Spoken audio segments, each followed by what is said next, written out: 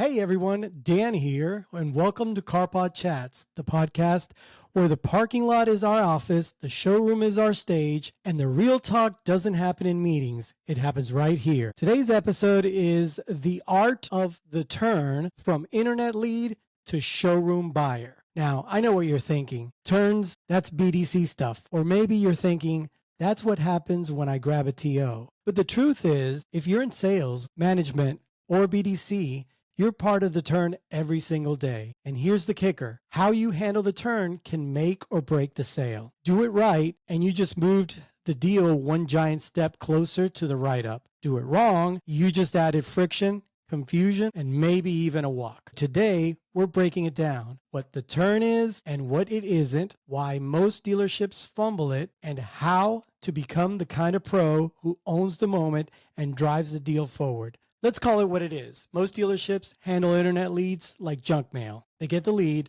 auto-respond with a robot-sounding email. Hi, Mr. Customer. Thanks for your interest in the 2020 Camry. No real question, no call to action, just a placeholder response. And then maybe 2 or 3 days go by. Now the BDC agent reaches out. Maybe. Customer replies, yes, I'm available Saturday at 11. You'd think that's a hot lead, right? Wrong. The appointment gets put into the CRM, but nobody owns it. Saturday rolls around, customer walks in and says, hi, I had an appointment with Michelle, Melissa, Miranda. I don't remember. The receptionist calls a random salesperson. That salesperson, probably checking inventory on their phone, says, oh yeah, what were you looking at? Boom, that's it. The entire thread gone. No one knows previous communication, the vibe, the expectations. And the customer, they're already thinking, if they're this disorganized now, what happens after I sign? We have to stop treating online leads like they're not real customers.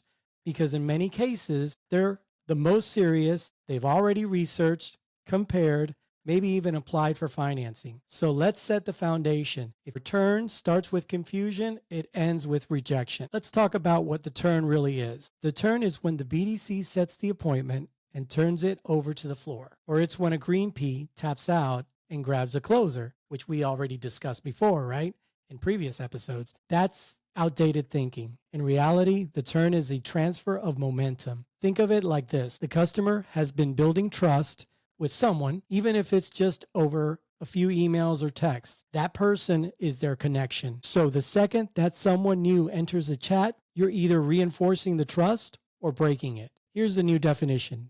The turn is a planned, intentional collaboration between 2 or more team members designed to move the customer forward without disrupting their experience. Let me repeat that, without disrupting their experience. Here's an analogy I use during team training. Imagine you're on a plane. The pilot gets on the PA and says, hey everyone, I'm handing things off to another pilot mid-flight. Don't worry, they'll be up front soon. Would you feel safe? That's how customers feel when the turn is abrupt. We've got to soften the transition and sell the teammate. You're not just handing off the ball. You're saying, this guy's Tom Brady. You're in great hands. Here are 3 ways to improve every turn. Position it as a plus. I want to introduce you to someone who can really help streamline things from here. Pass the trust, not the buck. I told him all about your trade and why you're looking to switch. He's already up to speed. Stick around for a second. Don't just vanish. Linger. Show unity. Let the customer see the team in action. The turn done right feels seamless, almost invisible.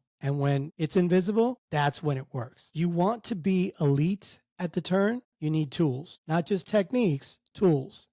Things you do consistently that raise your game. Let's go through them. Tool number 1, pre-turn intel. Before you walk in cold, get the intel. Even if it's 30 seconds, check the CRM, see what they've clicked on, review the notes. Are they local, out of town, looking to trade, in a lease? Who did they already talk to? Even bad notes are better than no notes. Pro tip, have a pre-turn checklist. Make it a habit, like checking your mirror before changing lanes. Tool number 2, watch your approach. Too many reps treat the turn like a courtroom cross-examination. They sit across from the customer, arms crossed, pen ready. Approach from the side. Be casual, smile, lower your voice, match their energy. If they're relaxed, match it. If they're guarded, back off. Body language builds comfort before your words ever register. Tool number 3, set the stage verbally. Now, let's talk scripting. Don't say I'm taking over. Say, hey, I work alongside Alex here. We're going to tag team this for you. Use we instead of he.